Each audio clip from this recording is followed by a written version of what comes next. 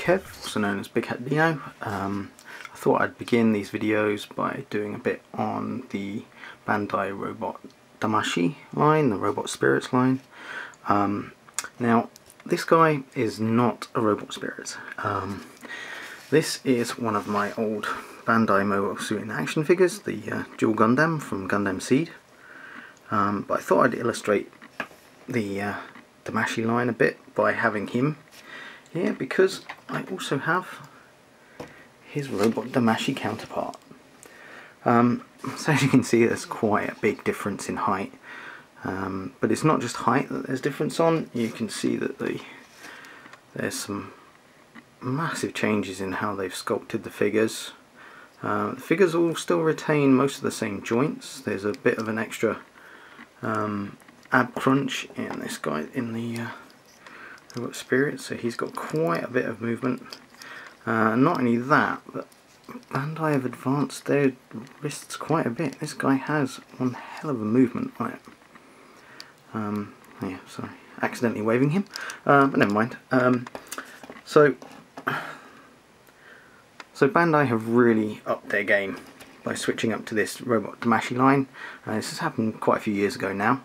And one of the earliest Damashii figures I picked up was this guy. I'll just swap out that Mobile Suit in Action.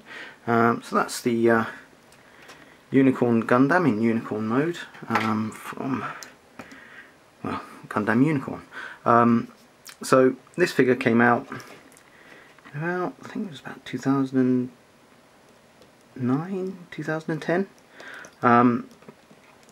He's very articulated. There's a lot of additional joints in here. There's a big joint that allows you to stretch him open to get joints and to get movement there. And he's obviously got most of the usual joints there. But he also actually serves to demonstrate that Bandai are not resting on their laurels. Because more recently they released another Gundam Unicorn. But this guy, yeah, he's even taller still. So it looks like Bandai are trying to push the height of these things up quite a bit. Now he has lost the curious waist growing element. He's still got quite a bit of movement though, especially back. You can see he's got two-part joint, one there, and then one in his upper body. But he is a significant improvement on the original. Actually, I'll show you one of the places which is pretty spectacular is how the knee moves. You can see this joint comes out here. There's so much additional movement in how these work, and you've got this joint bit to reveal a nice little booster there. And yeah, they're just upping the ante time and time again. To the point where they introduced an enemy of the Unicorn from early on in the series in the form of the Kshatriya suit. Now, this suit is big. This suit is very big. It is quite hefty. Weighs a hell of a lot. You get a flight stand for this guy, but that flight stand really struggles to still hold it up. I just move Gundam Unicorn out of the way. Now, what's really crazy about this figure, there he goes, is it contains all of the same level of joints, but obviously you've got these additional veins here which contain the funnels that are fired out, but they've got so much detail on these as well. So you've got this massive swiveling boosters. You can even lift the veins out. Each one of these veins, each one of these veins can be removed, and you can actually, there are actually parts to connect it to this. I won't go into that at the moment, but I'll just put this one back. There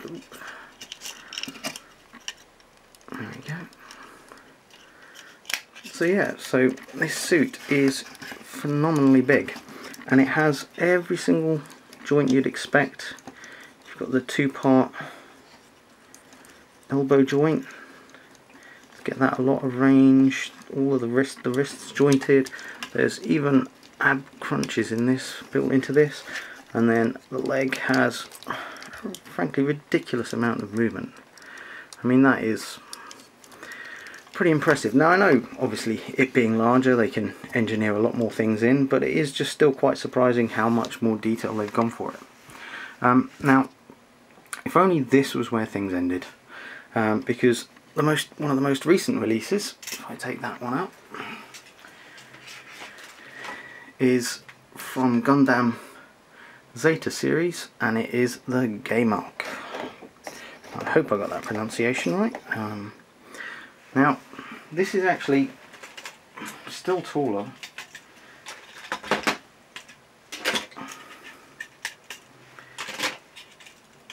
than the Kshatriya.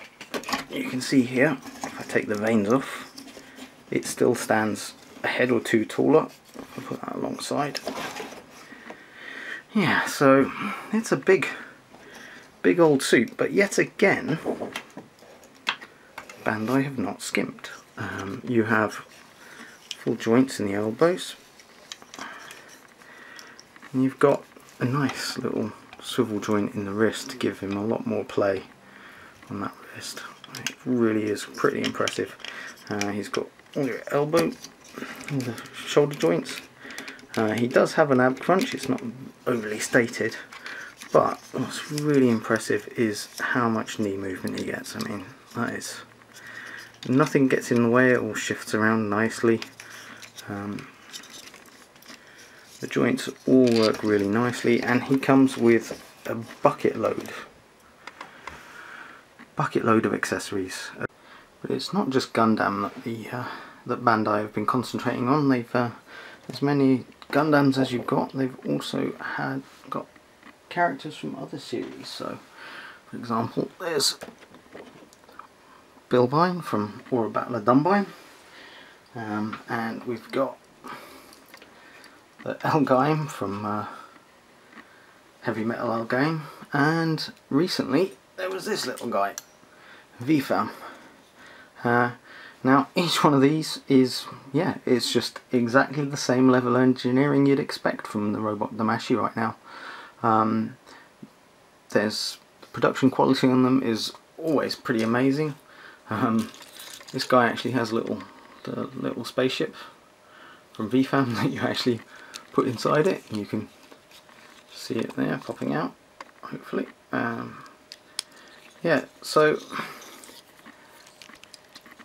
it's all just full of detail. Everything's full of a lot of detail, and the articulation is amazing, especially when you get to play around. Let me just move this, guys.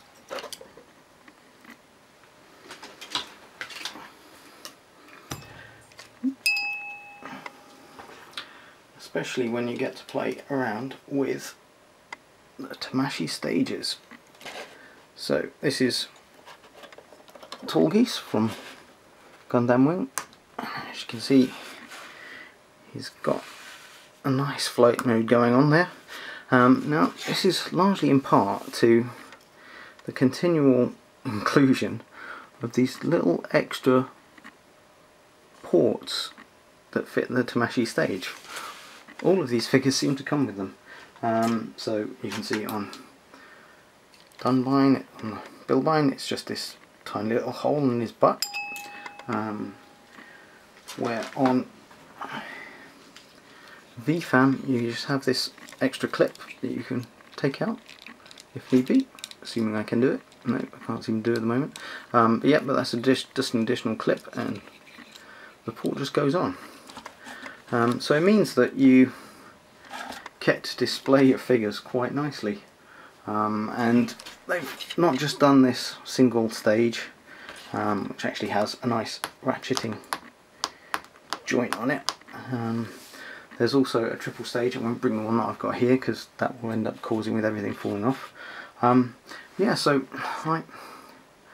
this is why I'm buying Robot Damashii as much as anything else at the moment, and I've become a real massive, well, I say massive, even bigger fanboy for Bandai than I was before.